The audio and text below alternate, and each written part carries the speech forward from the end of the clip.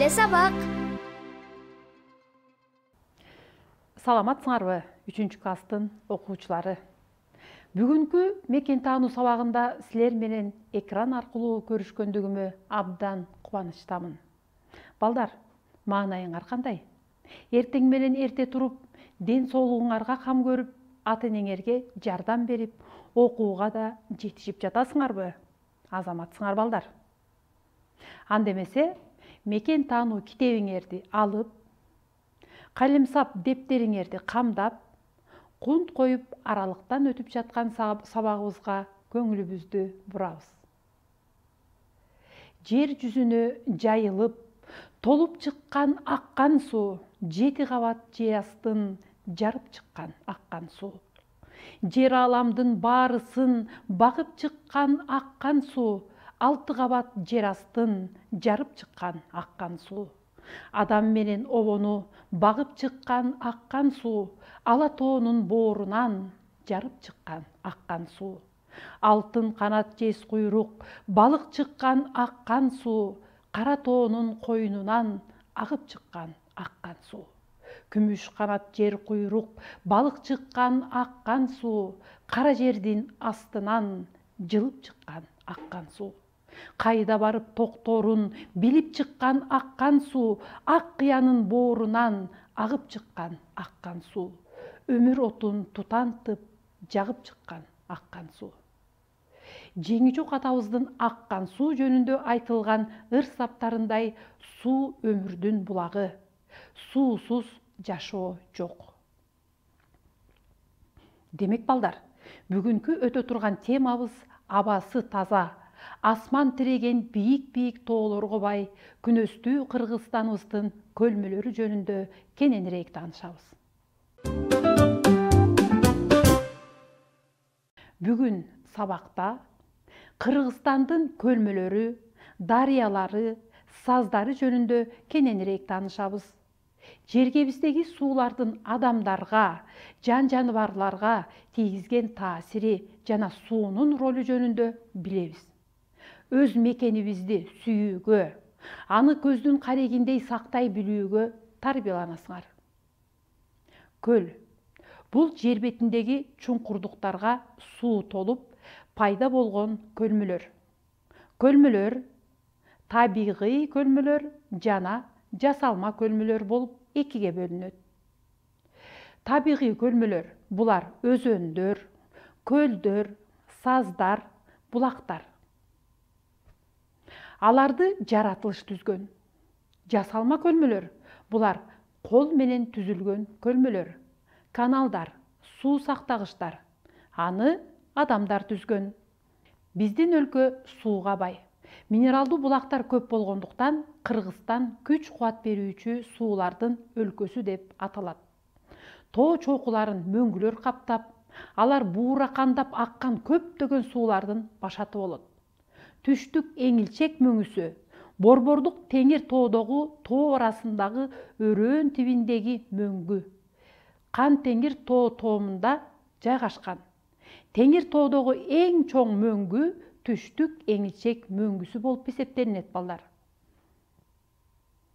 Кыргызстандын башкы дарыясы Нарын. Ал мөңгүлөрдөн башталат. Бул кубаттуу, күчтүү дарыя. Нарын дарыясында электр станциялары курулган. Алардын эң ириси Токтогул.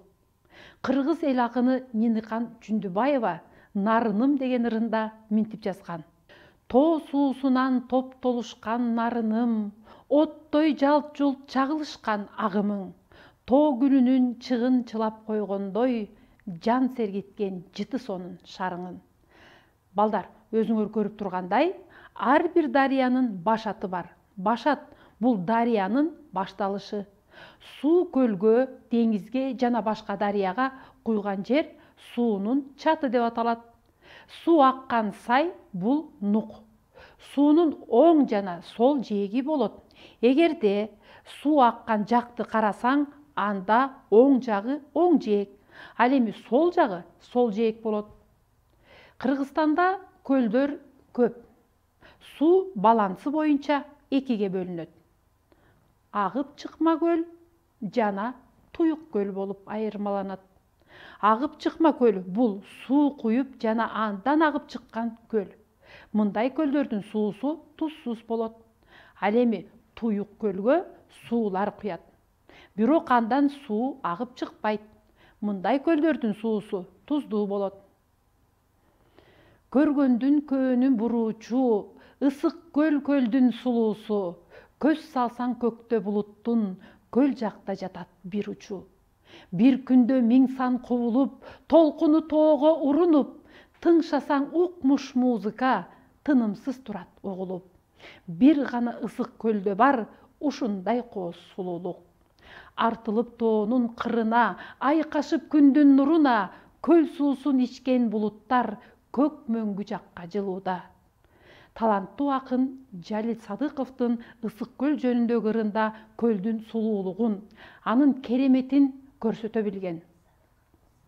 Ысык көлдү даңазалап, акындар, жазуучулар тамшандырган көлөмдүү китептерди, уламыш жомокторду, ырларды жаратып келе жатышат. Балдар, кыргыз элинин бермети болгон ысык көл туюк көлдөрдүн катарына кирет. Ысык көл жөнүндө кызыктуу маалыматтар. Ысык көл деңиз деңгээлинен 1608 метр бийик жерде жайгашкан. Анын аянты 6236 чарчы километрди түзөт. Узундугу 178 километрге чейин жетет. Ал эми туурасы 60 километрге барабар. Балдар, ысык көл тереңдиги жагынан дүйнөдөгү 4-түнчү орунда турат. Ысык көлгө 80ден ашык агым суу келип кошулат. Бирок андан бир дагы суу агып чыкпайт. Ысык көлгө 16 түрдүү келгин куштар учуп келишет. Соң көл Кыргызстандагы эң ири тузсуз көлмө. Соң көлдүн жаратылышы эң эле кооз жана көзгө көркөмдүү көлдөрдүн бири болуп саналат. Анын жаратылышын жарашыктуу көркүнө чыгарып, көлдү айландыра курчаган тоо кыркалары, жылга жыбыттарынан агып түшкөн мөлтүр тунук кашка суулары, тоолордун асман тиреген аскалуу чокулары курчайт. Соң көлгө ар тарабынан 18ден ашуун агын суулар куюп, анын деңгээлин төмөндөтпөйт. Андан бир гана кажырты суусу агып чыгат. Көгөргөн көлдүн айланасында ар түрдүү чөптөр өсүп, кызыл-тазыл гүлдөр менен саймаланып, эң эле кооз, кээ бир жээктен эшилген майда кызыл кумдуу жээктерди учуратууга болот.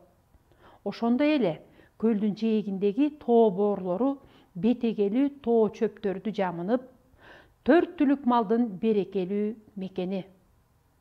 Соң көлдүн үстүндө өрдөк, чүрөк, каздар, ак жардактар сүзүшсө, анын астында ар түрдүү балыктар чаба курушат. Соң көлдүн узундугу 29 километр, туурасы 18 километр. Аянты 278 чарчы километрди түзөт. Чатыр көл чоңдугу боюнча 3-чү көл. Бул туюк көл. Ал бийик тоодо, Ак Сай өрөөнүнүн батыш четинде жайгашкан. Чатыр көлдү түштүгүндө Торугар тоо кыркалары, түндүгүнүн Ат башы тоо кыркалары курчайт. Бул тоо кыркаларынын мөңгүлөрдөн эрип аккан суулар жерден сызылып чыккан булак сууларына кошулуп, Чатыр көлгө куюп турат. Жалпысынан алганда көлгө 50дөн ашын суу куят. Чатыр көл жапайы канаттууларга бай. Кышкысын катуу суукка байланыштуу көл бети 1 метрден ашуун калың муз менен капталып, май айларынын ичинде муздар эрип көл бети ачылат. Келгин канаттуулар жайкысын келишип, көл ортосундагы аралдарга уялашып, балапандарын баралына жеткирип учуп кетишет. Чатыр көлдө сууда сүзүүчү канаттуулардын 30га жакын түрү уялайт. Чатыр көлдүн узундугу 23 километр, туурасы 11 километр, аянты 170 чарчы километрди түзөт. Тереңдиги 7 метрден 20 метрге чейин. Саз жер бетиндеги ашыкча нымдуу жерлер. ашыкча нымдын болушунан жана органикалык заттар чирибей жыйыла берип чымкөңгө айланат. Топурактын саздануусунан же көлмөлөрдү чөп басуудан саз пайда болот. Ал жаратылыштын өтө зор чыпкасы катары кызмат өтөйт. Суу калың өскөн саз өсүмдүктөрдүн жана чымкөңдүн калың катмары аркылуу өтүп, саздагы суу чаңдан, зыяндуу заттардан, оору жаратуучу бактериялардан тазаланат. Саз көптөгөн өсүмдүктөрдүн жана жаныбарлардын жашаган жайы. Балдар, Кыргызстанда саздар аз. Жаратылышта жана адамдын жашоосунда көлмөлөрдүн мааниси абдан чоң. Өзөндөрдүн жана көлмөлөрдүн жээктеринде адамдар эс алышат, сууга түшөт, күнгө кактанат. Суу сактагыч дарыя нуктарын, өрөөндөрүн же оюң жерлерди бөгөп, суу топтоо үчүн курулган жасалма көлмө. Суу сактагычтардын жана каналдардын суулары талааларды сугаруу үчүн пайдаланылат. Кыргызстанда Токтогул суу сактагычы Нарын дарыясында, Киров суу сактагыч Талас суусунда, Орто Токой суу сактагычы Чүй суусунда, Төрткүл суу сактагычы Исфара суусунда, Найман суу сактагычы Кыргыз Ата суусунда, Ала Арча суу сактагычы Бишкек шаарында курулган. Кыргызстанда жасалма көлмөлөр көп. Жасалма көлмөлөргө балык өстүрүлөт. Ал чарбанын суу тосууга ылайыктуу жеринде болот. Көлмө суу менен толтурулуп же суусу алмаштырылып турууга ылайыкталып, ага суу агызгыч орнотулат. Көлөкө болбос үчүн балдар, көлмөнүн жээгине өсүмдүк өстүрүлбөйт. Көлмөлөр таза болуу шарт. Ага талаалардан жер семирткичтер жана уу химикаттар, бензин менен майлоочу майлар, ишканалардан агып чыккан суулар жана ар кандай таштандылар түшпөөгө тийиш балдар. Көлмөдөгү суу абдан таза болуш керек. Жасалма көлмөлөр жылуу сууда жашоочу балыктар үчүн көлмөлөр жана муздак сууда жашоочу балыктар үчүн көлмөлөр болуп экиге бөлүнөт. Жылуу сууда жашоочу балыктар үчүн көлмөлөр шалба же саздуу жерлерге курулат. Алар үчүн жылуу көл суусу жана өзөн суусу пайдаланылат. Муздак сууда жашоочу балыктар үчүн көлмөлөр кыртыштуу, органикалык заттары аз жерге жайгаштырылып, булак же арык суусу менен толтурулат. Республикабыздын түштүгүндө күнөстүү тоо этегиндеги Араван менен Ак Буура сууларынын ортосунда жомоктогудай жер астындагы өлкө Чил Устун жайгашкан. Анын 3 кенен залы 370 метр узундукка созулат. 3-чү залы өзгөчө таасир калтырат. Анын узундугу 100 метр, туурасынын айрым жерлери 50 метр. Бийиктиги 20 метрге жетет. Залды көптөгөн жаркырак түркүктөр тиреп турат. Капталдары кристалдар жана таш оймо чиймелер менен атайылап кооздолгон сыяктанат. Кристалдар үн чыгарбайт. Алар өткөн кылымдын сыйкырдуу музыкасын сактап тургандай, кичине эле жел кирсе үн чыгара баштайт. Кадимки эле суу үңкүр ичинде ушундай кызык дүйнө жаратары таң калыштуу. Суу жер астындагы жолу менен акканда кара туз, акиташ, гипс сыяктуу тоо тектерин эритип, ийри муйру жолдорду салат. Эритинди суунун тамчылары агып баратып, үңкүрдүн шыбына тамып калат. Ал тамчылар бир кезде үзүлүп түшкөндө көзгө байкалбаган көбүкчөгө айланат. Ошентип үстү-үстүнө тамчылай берип, узак мезгил өтүп, салааланган таш музу сталактит пайда болот. Сталактиттен бууланбай калган суу үңкүрдүн бир эле жерине түшө берип, акырында ал жерге акиташ конусу сталагмит өсүп чыгат. Сталактит жана сталагмит бири-бирине кошулуп, үңкүрдүн шыбын тиреп турган акиташ мамыларын түзөт. Үңкүрдүн бул мамылары менен капталдары сууда эриген тоо тектерине жараша ак, мала кызыл, жашыл жана башка түстөрдө болот. Өсүмдүк жалгыздыкты жактырбайт. Алардын бири-биринен алыс өскөнү сейрек кездешет. Көбүнчө бири-бирине тыгыз жанаша топ-топ болуп өсөт. Адамдар өсүмдүктөрдүн мындай өзгөчөлүгүн байыртадан эле байкашып, алардын сырларын билүүгө аракеттенишкен. Көрсө, күндүн жарыгы менен нымга байланыштуу болот экен. Жылуулук жана ным кайсы өсүмдүк каерде, ошондой эле кайсы өсүмдүктөр жанаша өсүүсүн башкарат. Ар бир өсүмдүктөрдүн тобу өзүнчө аталышка ээ. Саз, тала, шалба, токой. Токой көлмөлөрдүн коргоочусу, ал нымды кармап турат. Суу боюна өскөн токойду кыркса, суу тайыздап кетет. Токой жердин кыртышын да коргойт балдар. Токой жердин кыртышын да коргойт. Шамал менен суу токою кыйылган жерлердин топурагын бузуп салат. Токой тоо электеринин кыртышын сактайт. Өлкөбүздүн түштүгүндө жаңгак токою бар. Ал дүйнөдөгү сейрек кездешкен байыркы токой болуп эсептелинет. Бирок ал токойдун падышасы жаңгак болуп эсептелинет. Мындагы айрым дарактардын жашы 2000 жылга чейин жетет балдар. Бул кайталангыс токой. Жаратылышта ал бөлөк жерде жолукпайт. Европанын жылуу өлкөлөрүндө жаңгакты жасалма жол менен плантацияларда өстүрүшөт.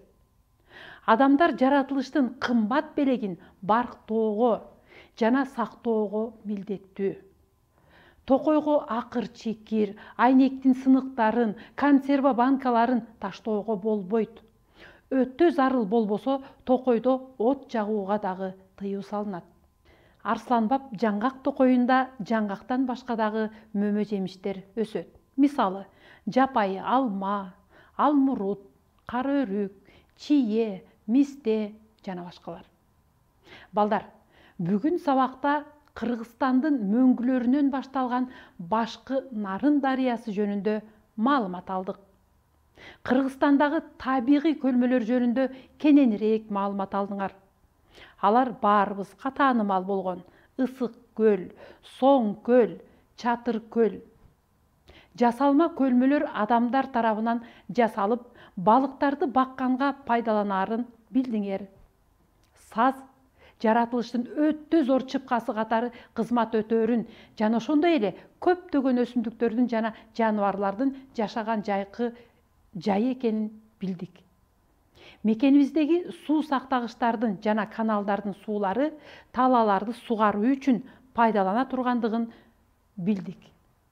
Кыргызстандын түштүгүндөгү Араван менен Ак Буура сууларынын ортосунда жомоктогудай жер астындагы өлкө Чилустун жөнүндө кененирээк маалымат алдык. Токой өсүмдүктөр менен жаныбарлардын үйү, адамдардын эс алуучу жай экенин, ал тирүү организмдерди кычкылтек менен жабдып турарын, абаны чаңдан жана уулуу газдардан тазалаарын билдик. Өлкөбүздүн түштүгүндөгү дүйнөдөгү сейрек кездешкен байыркы арсланбап жаңгак токою жөнүндө маалымат алдык. Балдар, ушуну менен мекен таануу сабагы аягына келип жетти. Бүгүнкү сабак силер үчүн абдан кызыктуу болду деген ойдомун. Ден соолугубуз бекем, маанайыбыз ачык, жашообуз куунак, алган билимибиз жемиштүү болсун. Кийинки сабакта жолукканга чейин сак саламатта калгыла.